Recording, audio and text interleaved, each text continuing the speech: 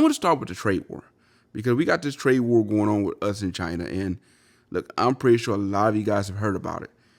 Any of you haven't, which is hard for you not to unless you live under a rock.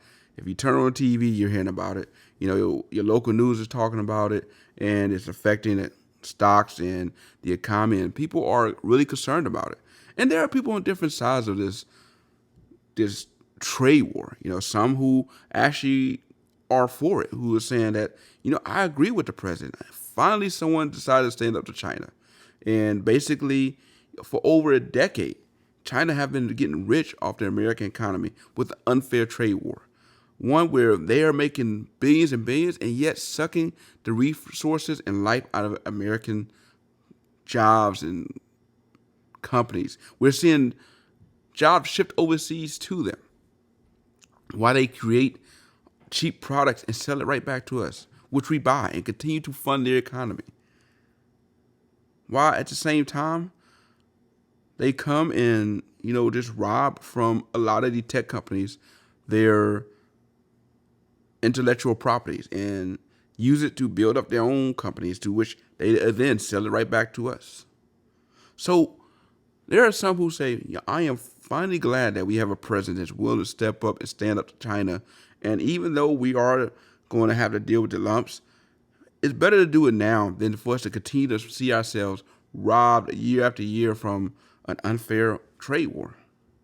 Then you have people on the other side who are like, look, this is affecting my farm. This is affecting my life. This is affecting my money. And it's unfair that we're being used as pawns, to really just boost up the president's platform to help him get reelected and to, spun up his base. And really, I quite frankly wish that they would leave my farm, my job, my business out of this, and let's get this done and make sure that it's not going to cause me where I'm out of work and I can't feed my family.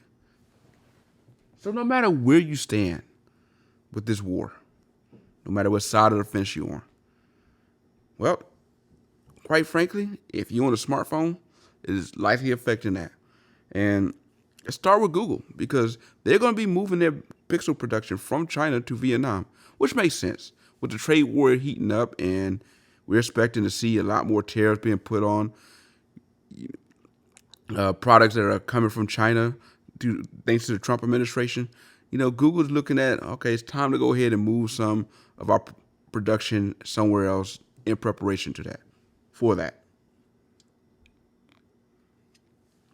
And then you look at Apple, the iPhone, the smartphone that really kicked it off.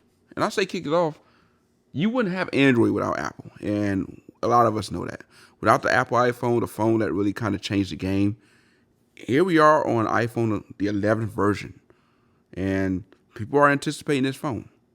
But really, when you look at the iPhone 11, it is very expensive, a phone that will be very expensive. Despite the fact that it's going to cost Apple, less money to make it. Almost $50 less to make it. Now, when you compare how much the iPhone XS Max costs, it costs Apple about $430 to make this phone.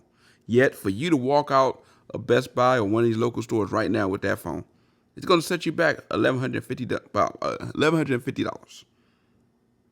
So, for a lot of customers out there who will be paying, as they may figure, a lot of money for these expensive smartphones, it's like they can't catch a break. And even though Apple will be saving money this year with the iPhone 11, they're not going to be passing those costs on to the customers. Instead, they're going to be, probably charging a little bit more. Why? To provide them some cushion basically pass off the tariff that was put on them onto you.